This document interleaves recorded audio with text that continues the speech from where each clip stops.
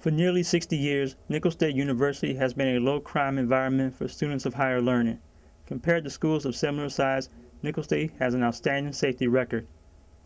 Sure, NSU has had its problems with assaults, carjackings, and drug use. However, violent crime is rare at Nicholls State University. The only murder involving Nicholls students occurred far off campus. One student had a fight with another student and actually ended up killing him downtown outside of one of the local bars between Renee's and Rox's bar. And so it was pretty tragic when you had a student, who of course was a very young person, murdered, and then to find out it was another student. And that happened, I'm thinking, in the early 90s, 93, 94, up in there. And it was a pretty sad time for the campus because you end up with two families that are destroyed. The student's family who lost a student, and the other one who's going to lose that student to jail for the rest of their life. Another tragic death occurred in January 1984. 22-year-old Drew Acey from Gonzales, Louisiana, died when the Pi Kappa Alpha fraternity house caught fire. An electrical short in the rear of the house caused the blaze. 3 other NSU students barely escaped the inferno with their lives.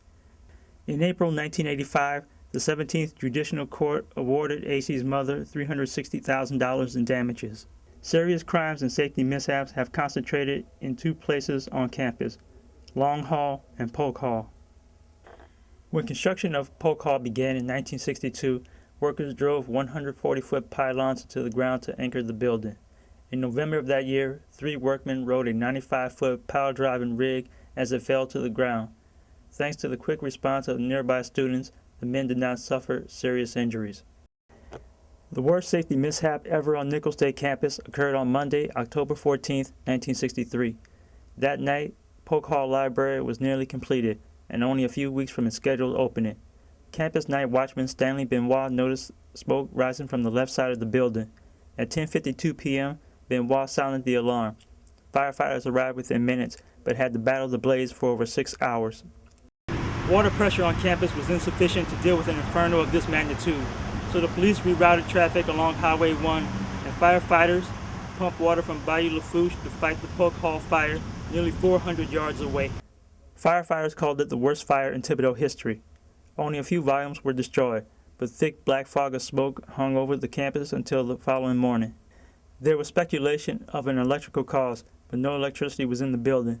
The state fire marshal investigated, but never declared a cause for the fire.